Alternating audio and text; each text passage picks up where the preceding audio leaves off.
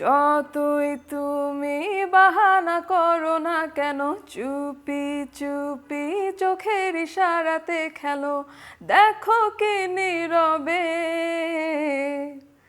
এভাবে কি জমে, দোতারার তারে তারে বাজতে থাকে মনটারে, সুরটা চেনা লাগে। রকমারের ডিসকাউন্টের উপরে শুধুমাত্র নগদ দিয়ে পেমেন্ট করলেই পাবেন আরো 21% ক্যাশব্যাক। জেফার রহমান, আপনার নামটা বললেই মাথায় আসে বাংলাদেশের প্রথম ইউটিউব বেসড মিউজিশিয়ান। আপনি কোনো লেভেলের আশায় থাকেননি, আপনি কোনো প্রযোজনা সংস্থার আশায় থাকেননি, ইউটিউব থেকে যাত্রাটা শুরু করে দিয়েছেন। গল্পটা শুনি। খুবই সিম্পল। আমি নিজে যে গান গেতে পারি এটা আমি নিজেও জানতাম না, যে কারণে আমার মনে হয়েছে যে তখনকারের ইউটিউব ছিল হচ্ছে গিয়ে আপনার এমন একটা মাধ্যম যেটার কেউই জানতো না, আর আমি আমার রুম থেকে বসে একটা প্রকাশ করতে পারবো আমার ট্যালেন্টটা। তো সেইটা আমার হাতে ছিল বিধায় আমি ইউটিউবটা বেছে নিয়েছি। একটা ইন্টারভিউতে বলছিলেন যে নিজেই গান করে নিজেই আপলোড করতেন, রাইট। সেই গল্পটা যদি শোনান। ঠিক যা বললাম যে আমার কোনো মিউজিক্যাল কোনো ট্রেনিং নেই, এখনও নেই। আমি যা এখন করছি সবই মানে সেলফ টট।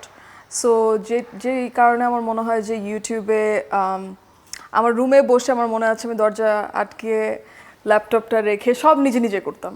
হ্যাঁ, পুরো ব্যাপারটা আমি নিজে নিজে করতাম। আবার একটা বিষয় ছিল যে সানলাইট চলে গেলে আমি পারবো না করতে, তো অনেক ধরনের ছোটোখাটো এরকম স্ট্রাগল ছিল, পুরোটাই ন্যাচারালি করা। অ্যান্ড হ্যাঁ, সেটা থেকেই তো যাত্রা শুরু। স্টেজ শোগুলোতে জেফার রহমান মানে একটা অন্যরকম উন্মাদনা। এখন কি স্টেজ শো কম করছেন?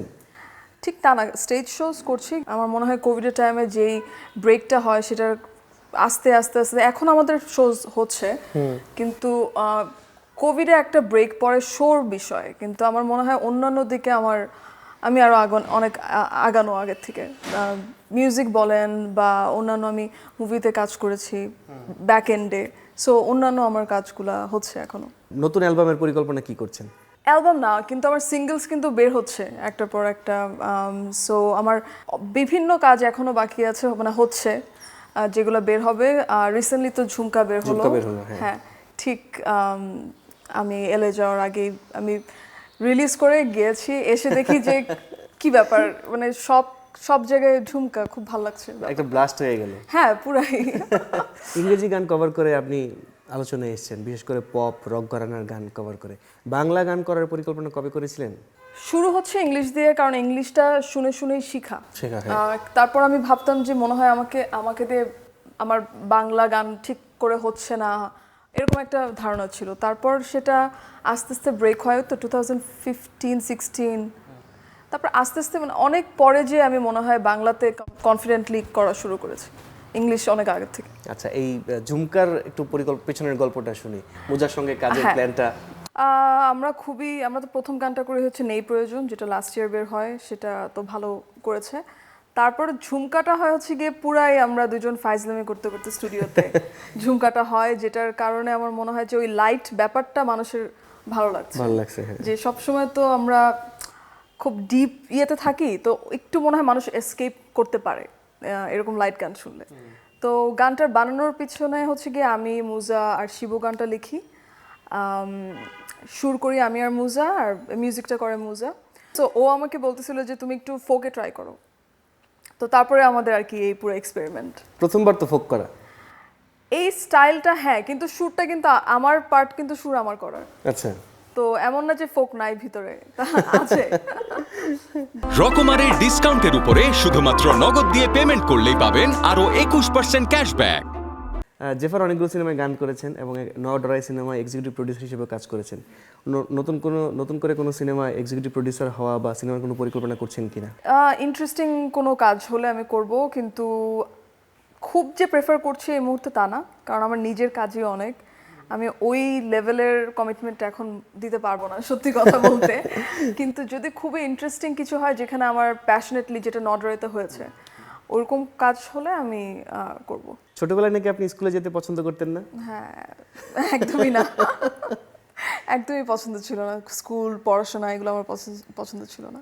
কিন্তু আবার যখন এটা ক্রিয়েটিভ কাজ হয়, কোনো ডিজাইনিং হোক, কোনো মিউজিক হোক, ক্রিয়েটিভ কাজ হলে আমি আবার খুব মনোযোগ দিয়ে করি, এটা ছোটবেলা থেকেই। জেফারের আমি যখন লাস্ট ইন্টারভিউ করেছিলাম চট্টগ্রামে, তখন একটা বিষয় এসেছিল এবং এই বিষয়টা বারবারই আসে, আপনার কাজের পাশাপাশি আলোচনায় বারবারই বিষয়টা আসে, সেটা হচ্ছে আপনার প্রেম।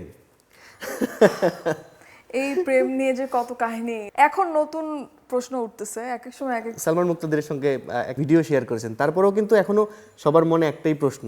হ্যাঁ হ্যাঁ, আমরা তো একটা কোম্পানিকে কিন্তু প্রমোট করেছি একটা ফাইজলামি করে, একটা প্র্যাঙ্ক করে আর কি। এটা কিন্তু পুরো ফাইজলামি ছিল ওই টাইমে। এখনো কিন্তু আমার ছবির নিচে কমেন্টস রাইট। হ্যাঁ, যে সালমান ভাই কোথায়, সালমান ভাই দেখেন কি করতেছে, মানে জিনিসটা অনেক ফানি। আমরা তো ইচ্ছা করি মজা করে করি। আমি কিন্তু লাস্ট ইন্টারভিউটা করেছিলাম যে মানুষকে ক্লিয়ার করে দেওয়ার জন্য, হ্যাঁ, কিন্তু মানুষ এখনো তার মধ্যে ডুবে আছে। এখনো আমাকে কমেন্টস করতেছে যে হ্যাঁ সালমান কোথায়, এই সেই। তো আমরা তো জিনিসটা মজা নিচ্ছি। আমরা মানুষদের একটু মাঝে মাঝে বুঝতে হবে যে আমরাও কিন্তু অনেক ধরনের জোক করি। সো আমি আর সালমান খুবই ভালো ফ্রেন্ডস এবং ওরকম কিছুই নাই। বিয়ে শাদীর প্ল্যান কি? বিয়ে আমার কাজ নিয়ে প্ল্যান খেলে, আমার কোনো পার্সোনাল লাইফে আপাতত কোনো প্ল্যান নাই। আমি আমার ফ্যামিলি নিয়ে ভালো আছি, এটাই মেইন কথা। কিন্তু আমি হচ্ছে কি বলবো, আমি আমার জগতে খুবই মানে বিজি থাকি। ভালো আছেন?